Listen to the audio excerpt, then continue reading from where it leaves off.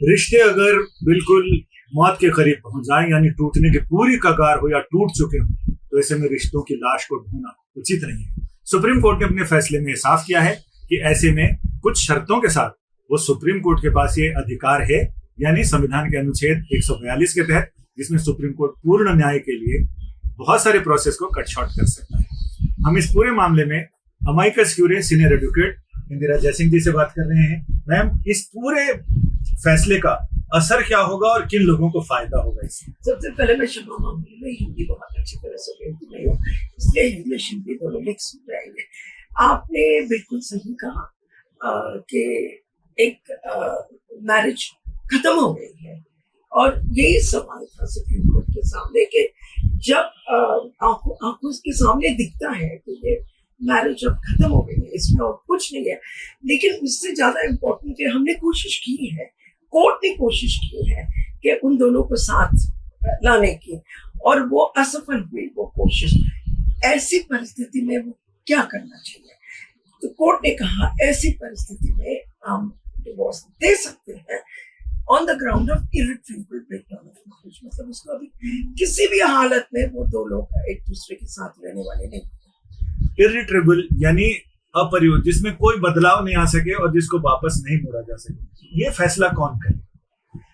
ये फैसला तो हमेशा कोर्ट ही करेगा, लेकिन इसमें नई बात ये है कि आज के जैसे डिवोर्स होता है उसमें अब तू मैं होती है, तूने ये कहा मैंने ये कहा, ये तू मैं जो है पूरी पूरी लाइफ आप दुनिया के सामने ऐसे बाहर निकाल के रख दोगे, ये कोई अच्छी बात नहीं है, किसी के फायदे में नहीं है ये बात। तो जब हम इरिट्रेबल ब्रेकडाउन की तरफ शिफ्ट करते हैं तो ये तू मैं को खत्म कर देते हैं। हम सिर्फ ये देखते हैं कि ये मैरिज है या नहीं है। अगर नहीं है, चाहे दोनों में से एक कहे मुझे डिवोर्स नहीं देना है, लेकिन कोर्ट दे सकता है।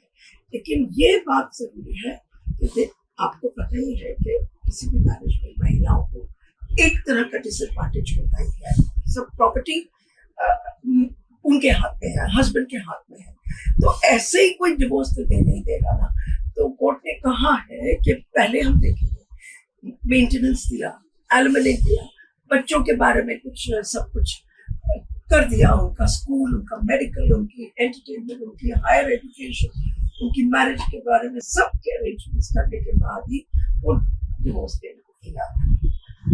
अगर ऐसा हो कि विवाह के तुरंत बाद ही, कुछ समय बाद ही नहीं पटी, क्योंकि शादी के बारे में कहते हैं कि चल गई तो चांद तक, नहीं चली तो शाम तक, तो ऐसे में फिर कैसे वो 6 साल का पीरियड उनको कैसे बर्दाश्त करना पड़ेगा? 6 साल देखिए, 6 मतलब वो it's not written in stone, ऐसी कोई बात नहीं है कि 6 मतलब 6, ऐसी कोई बात नहीं है।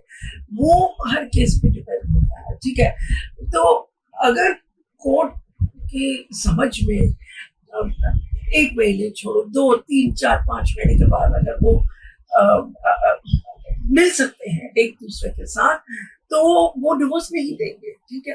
लेकिन अगर उसी 1 महीने में एक ऐसी कोई बहुत बुरी घटना घटी है, मैंने तो बहुत केसेस देखे हैं, मेरे पास महिलाएं आई हैं जिन्होंने मुझे 1 महीने के अंदर बोला है कि मेरी जॉइंट फैमिली में रहते हैं और जॉइंट फैमिली में मेरे फादर इन लॉ ने रेप किया, ठीक है। ये तो 1 महीने के अंदर हो सकती है बात, ठीक है।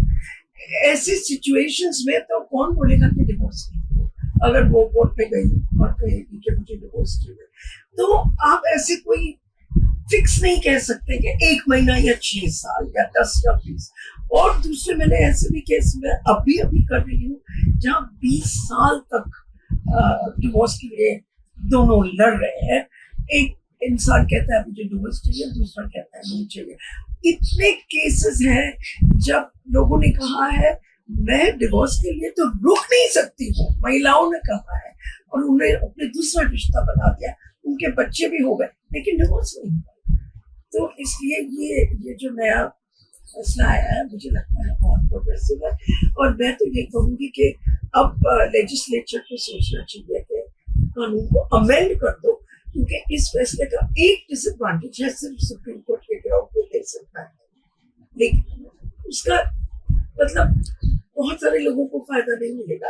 आप ही सोचो, इस देश में जितने केसेस लंबे चलते हैं, आप शुरुआत करोगे फैमिली कोर्ट से, जब तक आप सुप्रीम कोर्ट में पहुंचोगे 10 साल तो हो ही जाएंगे। तो वही बात हो गई कि इतने साल हमारे वेस्ट हो गए। अच्छा होगा कि ये कानून पार्लियामेंट में बदला जाए और ये ग्राउंड ऑफ डिवोर्स लिखा जाए। और निचली अदालत को भी कुछ और अधिकार दिए जाएं। बिल्कुल, वो पार्लियामेंट के थ्रू हो सकता है।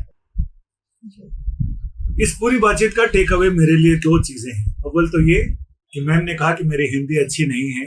अगर हम मैम की बात काटते हैं तो ये इनका अपमान होगा, और अगर हम हाँ करते हैं तो हम परजरी के केस में फंस सकते हैं। दूसरा ये कि अदालतों को ये अधिकार, अब अदालत ने फैसला दे दिया है। इसके साथ ही अब बात जाती है गेंद विधायिका के पाले में है कि विधायिका इस मामले में कानून बनाए, नए कानून बनाए, ताकि मामलों के रिश्तों के सेपरेशन को, तलाक को और आसान बनाया जा सके। जहां ये हो कि अब यहां से यू टर्न नहीं लिया जा सकता है, पहले की तरह स्थिति नहीं हो सकती है, तो ऐसे में जिस रिश्ते को कोई नाम न दिया जा सके उसे एक अच्छे मोड़ पे लाके छोड़ देना अच्छा है।